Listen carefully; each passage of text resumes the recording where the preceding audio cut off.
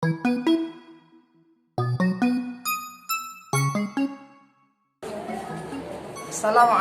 warahmatullahi wabarakatuh. Halo, apa kabar anak-anak? Semoga kalian semua dalam keadaan sehat-sehat saja. Alhamdulillah, pada pertemuan kali ini kita dalam keadaan sehat dan bisa bertemu lagi dalam pembelajaran online Sejarah Kebudayaan Islam kelas 8 Madrasah Sanawiyah semester dasar. Sebelum memulai pembelajaran hari ini, marilah kita berdoa kepada Allah. Semoga kita nanti bisa menerima pembelajaran dengan baik dan mendapat ilmu yang bermanfaat. Mari kita membaca basmalah bersama-sama. Bismillahirrahmanirrahim. Anak-anakku semua, pada pertemuan yang lalu kita telah membahas tentang berbagai kemajuan yang dicapai oleh dinasti Abbasiyah. Tentunya kalian masih ingat bukan, ada berapa bidang atau cabang apa saja yang mengalami kemajuan pada masa dinasti Abbasiyah. Sekarang perhatikan peta konsep berikut ini. Kejayaan intelektual, ilmuwan, muslim, dan ulama Daulah Abbasiyah di sini dikelompokkan menjadi dua, yaitu ilmuwan muslim dan ulama. Untuk ilmuwan muslimnya ada bidang ilmu kedokteran, bidang ilmu filsafat, bidang ilmu kimia, dan ilmu astronomi. Sedangkan untuk yang ulamanya ada 3 bidang ilmu agama, yaitu ilmu fikih, ilmu hadis, dan ilmu tafsir. Namun kali ini kita akan membahas satu saja, fokus pada tokoh ilmuwan muslim di bidang kedokteran. Adapun tokoh-tokoh yang lain akan kita bahas pada pertemuan-pertemuan yang akan datang. Adapun tujuan pembelajaran hari ini adalah 1. Menyebutkan nama-nama tokoh ilmuwan muslim di bidang kedokteran pada masa dinasti Abbasiyah atau Daulah Abbasiyah. Yang kedua, menyebutkan karya-karya terkenal dari tokoh-tokoh tersebut.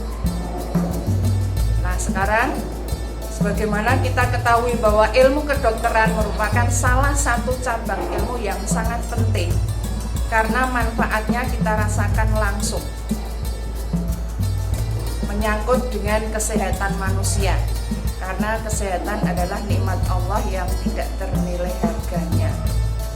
Orang rela mengeluarkan biaya yang mahal demi kesehatannya tanpa harus menawar. Jadi tidak ada orang yang mau berobat ke dokter kemudian melakukan penawaran berapa ongkosnya, itu tidak ada. Itulah membuktikan betapa pentingnya kesehatan. Namun kadang tidak disadari oleh manusia bahwa sehat itu adalah nikmat yang sangat luar biasa. Biasanya manusia itu baru merasakan kalau sehat itu nikmat ketika sedang sakit.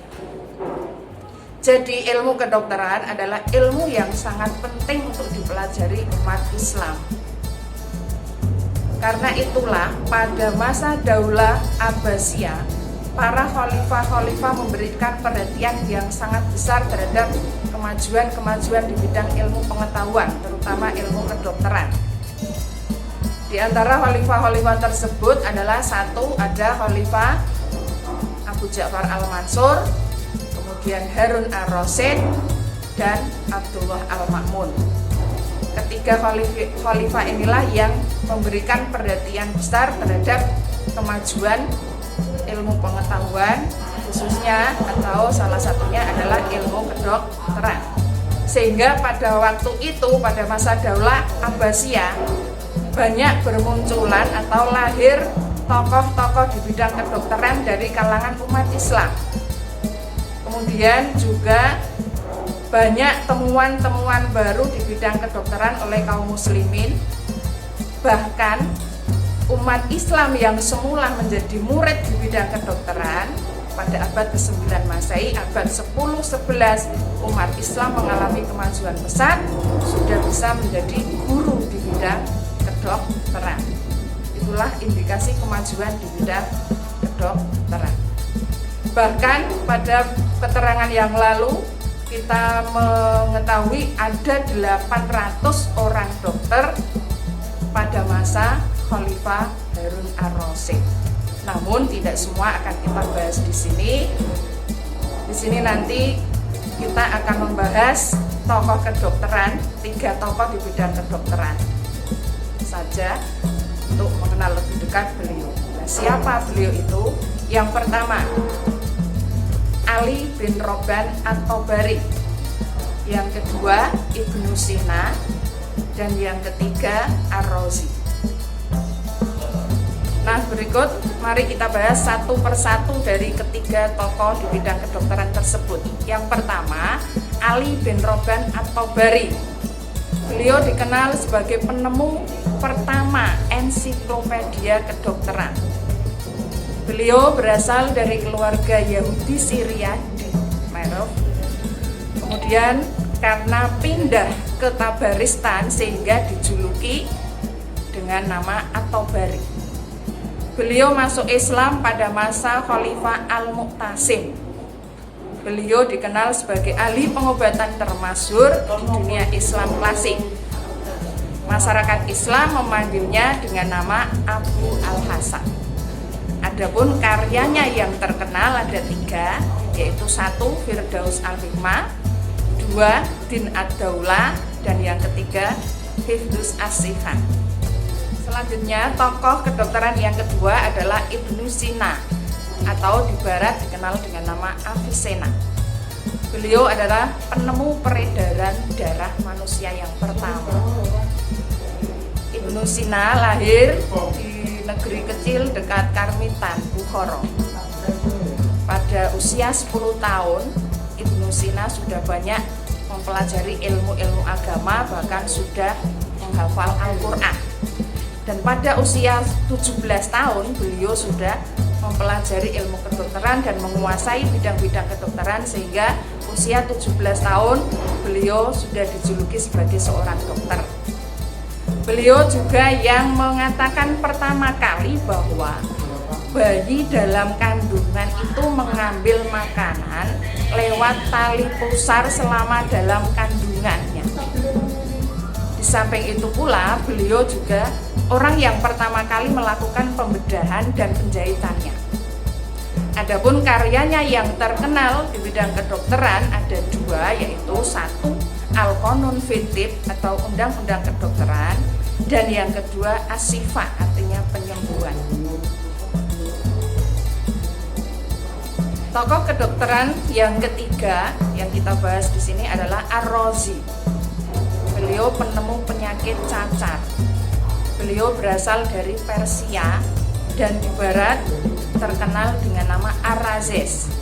Beliau adalah murid yang sangat cemerlang atau cerdas dari Ali bin Robban at-Tabari. Karyanya berjumlah 232 buku atau risalah yang kebanyakan berada di bidang kedokteran. Dari banyaknya karya-karya beliau itu ada 2 yang terkenal, yaitu 1. Al-Hawi berupa ensiklopedia kedokteran, dan yang kedua adalah Fi al-Judari wa al-Hasbat tentang penyakit cacar dan campak. Demikian pembelajaran singkat tentang tokoh ilmuwan muslim bidang kedokteran pada masa dinasti Abbasiyah. Mudah-mudahan kalian bisa memahaminya. Jika belum paham, silakan diputar lagi videonya. Dan bagi yang sudah paham, silakan mengerjakan soal-soal berikut ini. Tetap semangat dalam belajar meskipun dalam kondisi pandemi saat ini. Semoga kita semua tetap sehat dan terbebas dari virus corona, dan semoga Allah senantiasa meridhoi dan mengiringi langkah kita.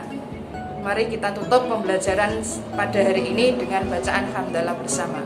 Alhamdulillahirabbil alamin. Wassalamualaikum warahmatullahi wabarakatuh.